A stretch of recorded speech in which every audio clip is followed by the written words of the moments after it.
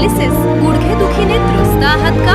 आता चालतो रे तुझी वाट रात्रंदिनी घेतला पावला दिवसा